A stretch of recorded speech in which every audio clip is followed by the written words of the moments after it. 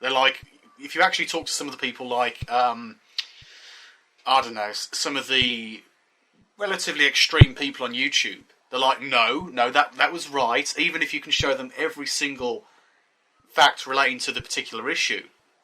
They're still going to be there saying, no, my video was justified, or it'll simply disappear. The video will disappear. There won't be a word said about it again, and there'll be denial for months or years afterwards, because they can't deal with the idea that they're, fallible, I suppose. I suppose it's the thing. It's ego projection of ego to say that they're always right. Like they can read an article.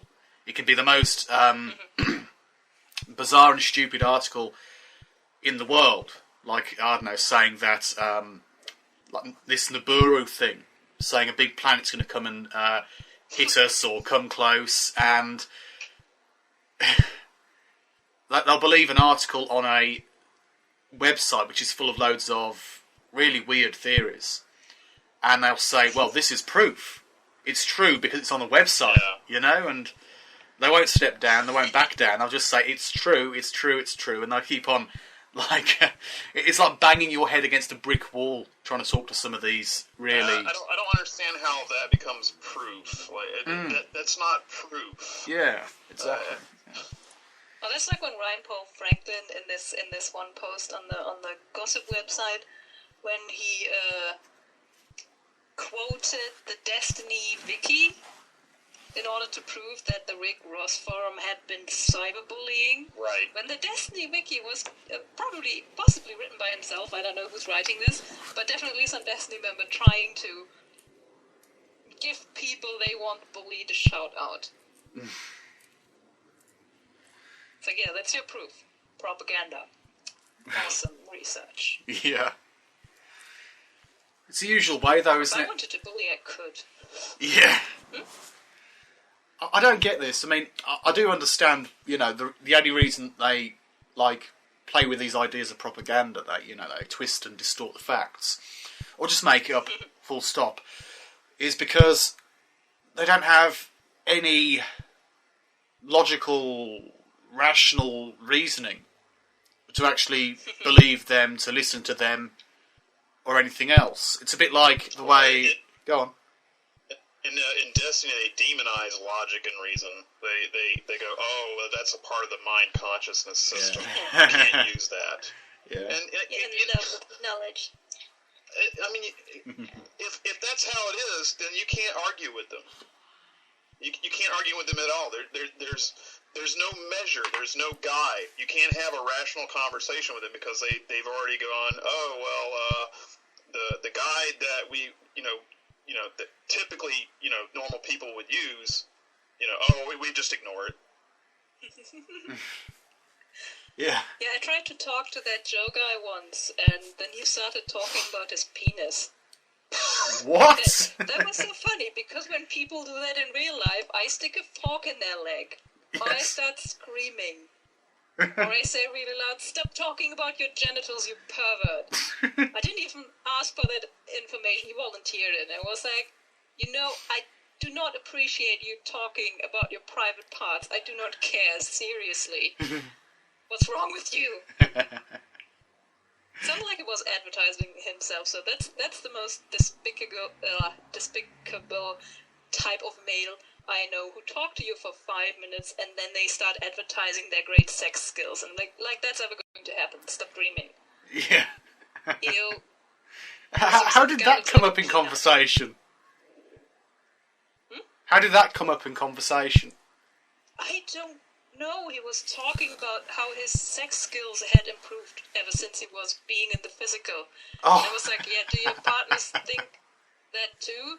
Because, being in the physical, that might work for guys, but it's still the age-old thing of the biggest sexual organ of a woman is the brain. That's just the way it is. Mm. Yeah, maybe Destiny should advertise itself out as a penis pump. Also, the thing is, what you will realize, you've got all of these really horny guys between 20 and 30, and all of these really unsatisfied females on the other side. That's what I noticed. Oh. When they forgive themselves, it just comes up again and again and again and again. It's so sad. Yeah. My God. It explains a lot with the Destonians, you know. And they still have that, like, kind of like a free love policy in the cult, don't they? Is that right? Sort of. It's Oh, no, they invented monogamy. Oh, yeah. Hannah said it. They invented real monogamy. It's never happened before. Oh. Yeah, of course, because we all know that Destiny is very, very original, don't we? You know? Well, Destiny just can't get laid. Yeah. Just like Period. Bernard. So they stick to one another.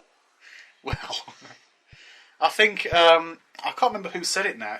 It might have been, I'm pretty sure it's one of you, who said, you know, something along the lines I think it might have been in one of the comments on one particular video at one point, in regard to, like, what happens when a sexually transmitted disease gets into a cult, you know? Because, you know, Destiny, suddenly AIDS gets in there. I mean, there's a huge amount of AIDS in South Africa. Someone on the farm gets it, I and... don't think Bernie would touch anyone who's black, seriously. Well, yeah. He's not really. You know, I'm just wondering, you know... Well, obviously there's, like, several members of Destiny and affiliates who are not white. But you've mentioned this before. You know, that they seem to be vaguely, like... I don't really want to say white supremacist, but I want to kind of mean somewhere in that direction. You know, a bit like, you know, Hitler was right. That's, you know, obviously one of the main linchpins of their belief. And... Go on. I don't know if there's so much white. I mean, they have tendencies somewhat in that direction, but I think their supremacy is more related to their ideology rather than race. Although I will say, if you look at them as a group, they don't have the numbers of, like, you know, if indeed, like, they're for equality and oneness.